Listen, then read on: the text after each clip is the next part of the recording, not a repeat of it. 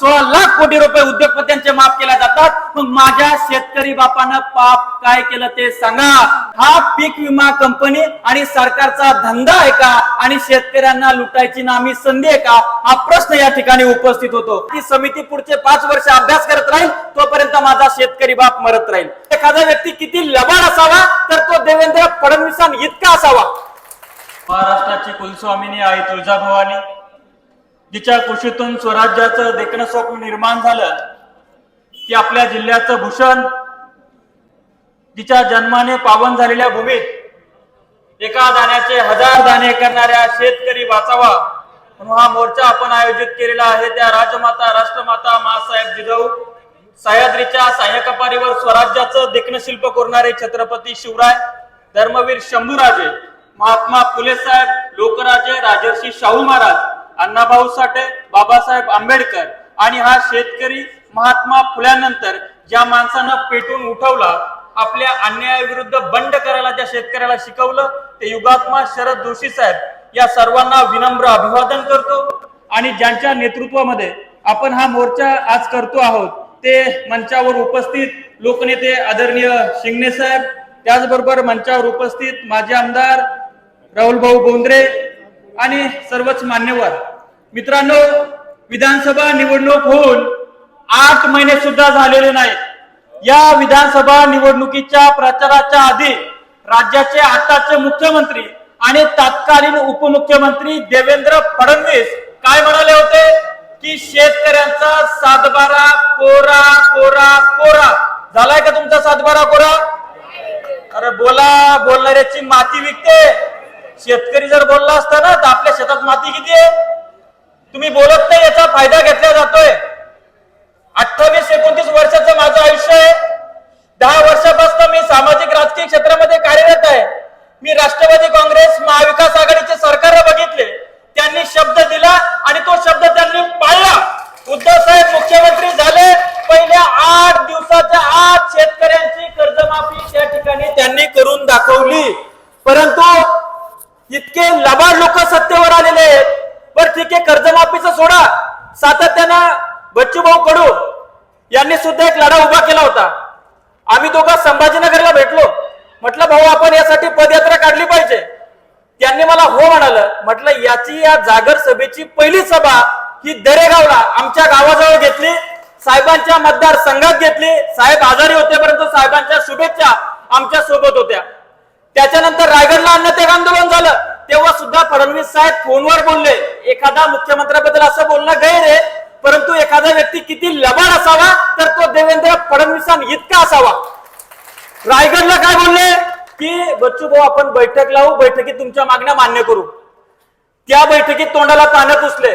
त्याच्यानंतर कृषी मंत्र्यांच्या घरावर आंदोलन नेलं आम्ही, तेव्हा कृषी मंत्री म्हटले भाऊ तुम्ही या, आपण बैठक लावू, मी कॅबिनेट मध्ये मांडतो। पण कॅबिनेट मध्ये कुठल्याही मंत्र्याला किती बोलण्याचा अधिकार आहे हे आपल्या सगळ्यांना माहिती आहे। त्याच्यानंतर मोजरीला 7 दिवसाचं आमरण उपोषण झालं। महाविकास आघाडीने त्या उपोषणाला पाठिंबा दिला। मराठा संघटना, आंबेडकरी संघटना, सगळ्या संघटना एकवटल्या। महाराष्ट्र जागा झाला आणि मोठा रस्ता रोको होणार होता, महाराष्ट्र बंद होणार होता।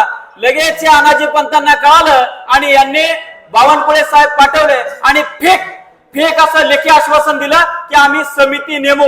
आता एखादा ऍग्रीकल्चर झालेला सेक्रेटरी किंवा एखादा कृषी विभागाचा सचिव, माजी सनदी अधिकारी उचलतील, त्याला त्या समितीचा अध्यक्ष करतील आणि ती समिती पुढचे 5 वर्ष अभ्यास करत राहील तोपर्यंत माझा शेतकरी बाप मरत राहील। त्याच्यानंतर आता सन्मान्य बच्चू कडूची 7/12 कोरा यात्रा चालू आहे, ती इकडे येणार होते परंतु आजच त्यांच्या यात्रेचा समारोप आहे आणि साहेबांचा मला निरोप आला आणि मला या ठिकाणी येणं मला गरजेचं वाटलं। हे झालं कर्जमाफीचं। दुसरं त्यांनी सांगितलं होतं की आम्ही पीक विमा योजना 1 रुपयात मोफत तुम्हाला देऊ। 1 वर्ष लबाडांनी आपल्याकडनं सत्ता घेईपर्यंत पीक विमा दिला। आता पीक विम्यामध्ये 5 टिगर आहे, 4 टिगर आहे। थोडा वेळ घेतो पण ही वस्तुस्थिती तुम्हाला समजली पाहिजे। एक म्हणजे काय की मध्य हंगाम प्रतिकूल परिस्थिती, बरोबर, ज्याच्यामुळे तुमचं पीक नुकसान होतं। दुसरं म्हणजे काय, स्थानिक नैसर्गिक आपत्ती, ज्याच्यामुळे काय होतं, समजा शिंगणे साहेब आणि मी, आमचे दोघांचे शेत शेजारी आहे। माझ्या शेतात जर भूस्खलन झालं तर मला स्थानिक नैसर्गिक आपत्तीच्या पोटी वैयक्तिक मदत मिळते, पण साहेबांना ते मिळत नाही कारण की माझंच नुकसान झालेलं आहे। यांनी सगळे टिगर काढले एक ठेवला फक्त पीक कापणी प्रयोग आधारित. म्हणजेच काय, तुमची स्थानिक वैयक्तिक नुकसान झालं असेल, तुम्हाला रुपया मिळणार नाही. तुम्हाला मध्य हंगाम प्रतिकूल परिस्थितीमुळे तुमचं पीक वाया गेलं असेल, तुम्हाला रुपया मिळणार नाही. जर तुमचं संपूर्ण मंडळ खराब झालं तरच तुम्हाला विमा मिळणार. आणि या वर्षीचा विमा 5-5, 10-10 हजार रुपये शेतकऱ्यांकडून घेतल्या जातात. मग एकंदर हा पीक विमा कंपनी आणि सरकारचा धंदा आहे का, आणि शेतकऱ्यांना लुटायची नामी संधी आहे का, हा प्रश्न या ठिकाणी उपस्थित होतो. त्यानंतर मित्रांनो, हे का म्हणले होते की MSP वर 20% अनुदान देऊ. फॉर एक्झाम्पल, सोयाबीनचा भाव पकडा 5,000 रुपये क्विंटल आहे, तो तर नाहीच, 3400-3500 आपण सोयाबीन विकतोय.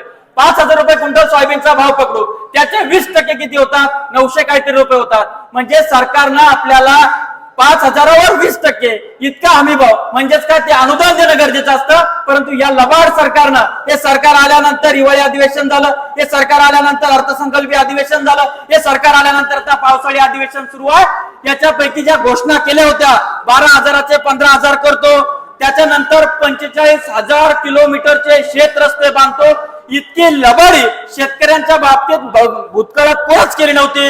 इतकी लबाडी हे लोक करतायत.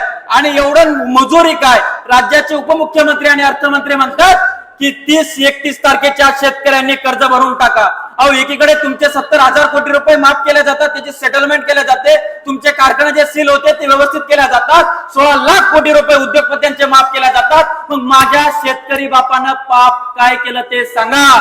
आणि दुसरा मुद्दा म्हणजे काय, हे म्हणाले होते की खतांवरची GST माफ करू.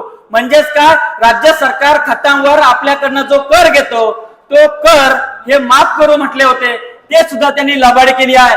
इतकी लबाडी केली आहे, त्यामुळं येत्या स्थानिक स्वराज्य संस्थांच्या निवडणुकीमध्ये शेतकऱ्याचा दम काय असतो, शेतकऱ्याची ताकद काय असते, हे तुम्ही दाखवणार आहात का, हा माझा तुम्हाला सवाल आहे.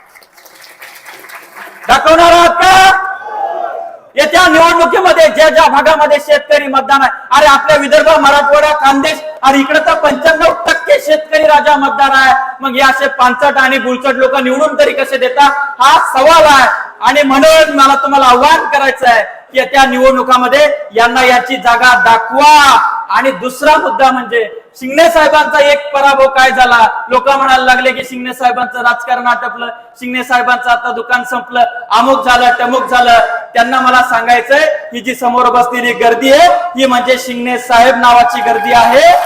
आणि दुसरा मुद्दा म्हणजे लोकांना पैसे देऊन लोक आणावं लागतात, आणि लोकांनी पैसे दिले तरी मागचे 3 दिवस पाऊस पडलाय, आता पावसानं उघाड दिली, आता कोळपणी डोरवणी करायची.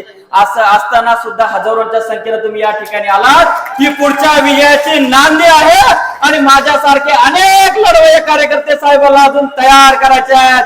तुर्तास थांबतो, आपली रजा घेतो. जय जवान, जय किसान.